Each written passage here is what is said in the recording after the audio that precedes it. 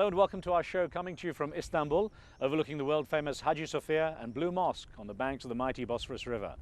Turkey's future is at something of a crossroads, with its European membership bid high on the agenda and a growing role as a geopolitical player in the region. The responsibility for seeing this role mature will eventually rest on the shoulders of the next generation of Turks, who are closely watching how their society handles key issues. With 12 million young people in the country aged 15 to 24, more than a third of whom are unemployed, securing a secure future for the youth is something of a challenge. What do they see as their priorities? What are their biggest concerns, economically, socially, and politically? Let's find out. I'm joined by a panel of young people who represent a broad spectrum of Turkish society. Welcome all of you to the show. I'll introduce you all as we get to you. Neslihan, I'd like to start with you. Neslihan Akbulut. Barack Obama recently visited Turkey, and it was a big event. It was his first visit to a Muslim country, his first time talking to the Turkish people, of course. What was your assessment of his trip? Actually, it was really interesting for us too, because Obama has recently become president, and we just know that he's black. He's kind of Hussein Obama. So we know just little facts about him, actually. And I think maybe majority of Turkey doesn't know really deep beside these points.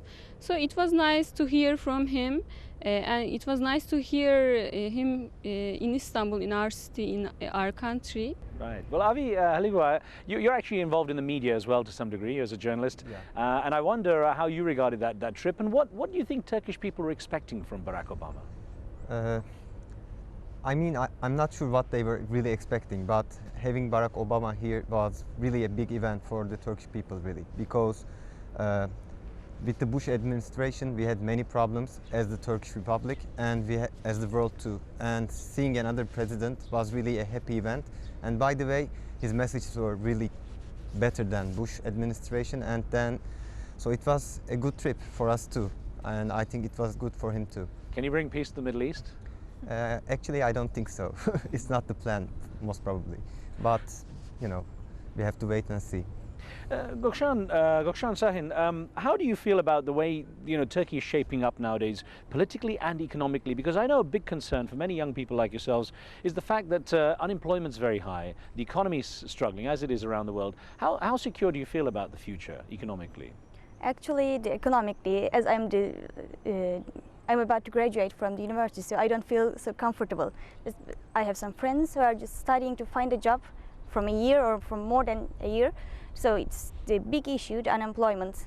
So we start how the IMF agreements and how the unemployment started to shake the governments about the issues. And we see that one of the biggest demonstrations from the trade unions from the whole history has started to happen in these days. Just a few months ago, there has been one of the biggest demonstration of the trade unions. So we start seeing the effects of the crisis that the Prime Minister say that it's not shaking us, but... Ömer Karataş, good to have you here as well. You're actually politically very active. You're involved with the youth organization aspect of the ruling AK party.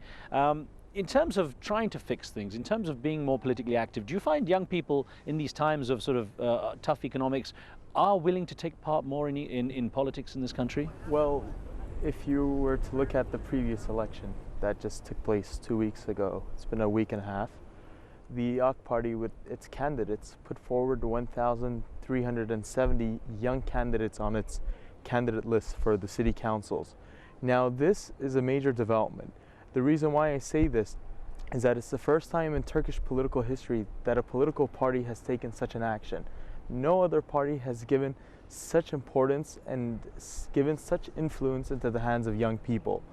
So in terms of economic policy, our ideas, our thoughts, our perspectives are always asked by the upper party administration. And the chairman of our youth organization is also a member of the executive board of the party, basically the Politburo of the party, the central committee. Hence, our opinions are always voiced, and I do believe that we always try our best to put forward the issues regarding young people. And to come to the matter of the economic crisis, Turkey is in a much better situation compared to many countries around the world. I was just in Hungary a month ago, and Hungary is a country of 11 million people, and they've taken a $35 billion loan from the IMF. The country is basically it's considered a basket case right now. Hence, Turkey's situation is much better. We have not had, none of our banks have gone bankrupt, and those are all because of the measures that our government has taken over the past 5-6 years. A good example of this is the capital ratio regarding banks. In Turkey, it's 12%. In other countries around the world, the average is 6%, 6 to 7%.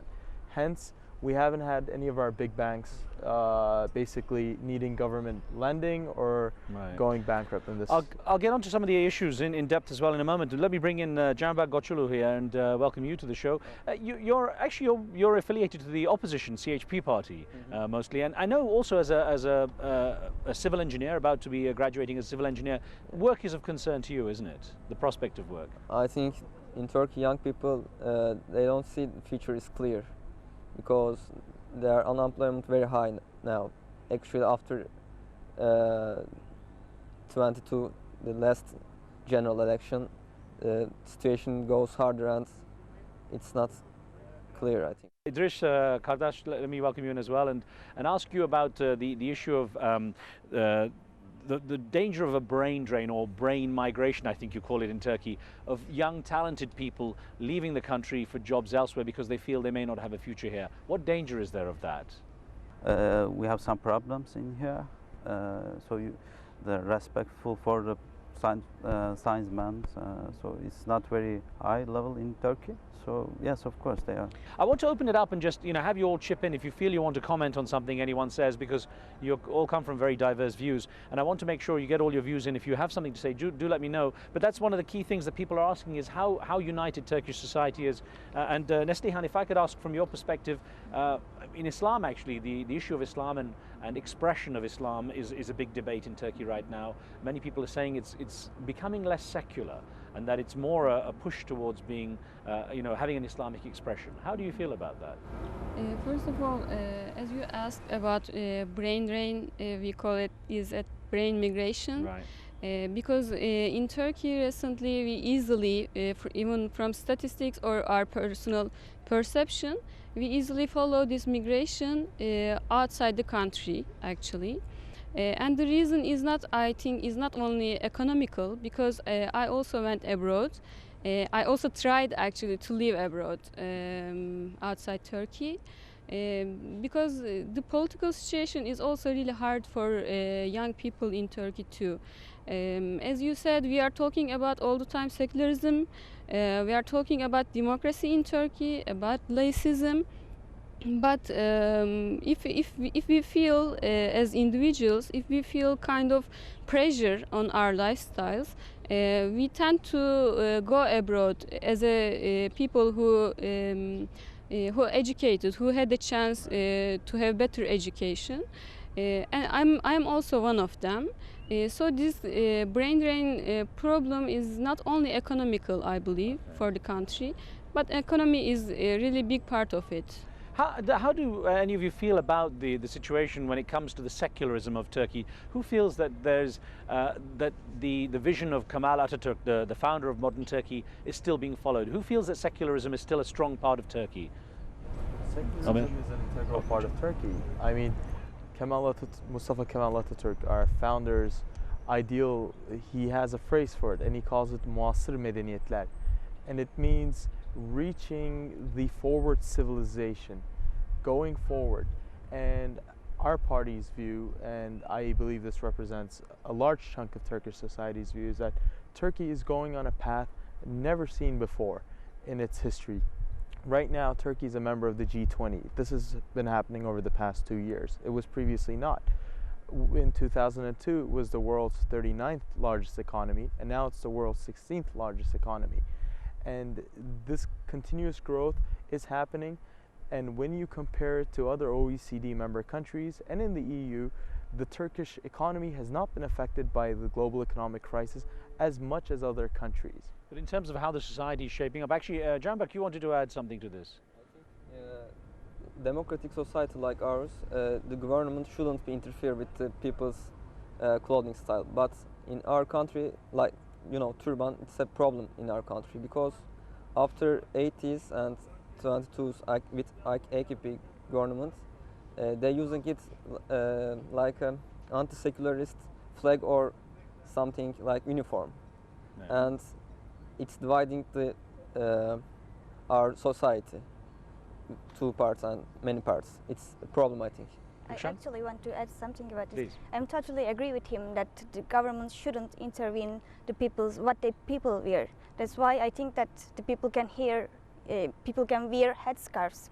So that's why I think that, for example, in my university, because I don't believe in God, I can go and study anything I want, and Neslihan has to leave the country to study because she's wearing a headscarf. So I don't think that I'm not a Muslim and I don't really believe in God, but I totally agree I should have the same rights that she has. Idris, actually you have a Kurdish background, and I wonder whether you feel the divisions in society. Many people say that the Kurdish members of the Turkish community are not treated fairly. They don't get their rights the same way as other aspects of the community. Do you feel that? Is that a big issue in your opinion? Yes, of course, yeah. For example, when you look at the Parliament, National Assembly of Turkey, you can see it easily, very easily. So the millions of Kurdish people in Turkey, they have voted DTP, Democratic Society Party, Kurdish-based party, and they sent them to the parliament. But the leaders of Turkey, especially AKP president, prime minister, they don't shake their hands. So it's a division of it's an example of division. You can see it very easily. Sure. Let me just ask though, when I talk to the politicians here, they say that there is an effort though to fix this, that there is really some goals to try to create better integration and better opportunity for the Kurdish community. Yes, there's some good improvements about this issue actually, but like a television channel in Kurdish language and some other freedom, but they are not enough. But the main problem is not such small things. The problem is the perspective of the government, actually. Yeah. Omer, you wanted to? I agree with my friend over here, Idris, regarding the point of more reforms being needed, but I disagree with the point that the DTP represents the Kurdish ethnic populace, and that's not the case. Right now, the AK Party has 76 members of parliament that are of Kurdish background. Hence, that's a totally baseless argument. And plus, the head of the Interior Minister, our Minister of Education, are both of Kurdish background. Would a government that does not trust Kurds put the head of the security apparatus and the head of national education? Like, they would not put a Kurd. Why do you think the issue comes up so regularly then, if it's not the case? Well, it's a matter of reforms being needed, and our government is doing its best to bring about reforms. But these are not only reforms that are made for the Kurdish populace or the Circassian populace or the Bosniak populace. We have many different ethnic groups in Turkey. These are all reforms that are done in general. Hence, yes, we are doing our best in that sense for the years of, I would say, not having looked at the matter from a perspective that should have happened, but things are being done. Well, we're looking. I'm going to get your questions in just a moment. We're going to take a very short break here. We're back with more with our wide, diverse range of Turkish youth on this panel in just a moment. Stay tuned. We'll be right back.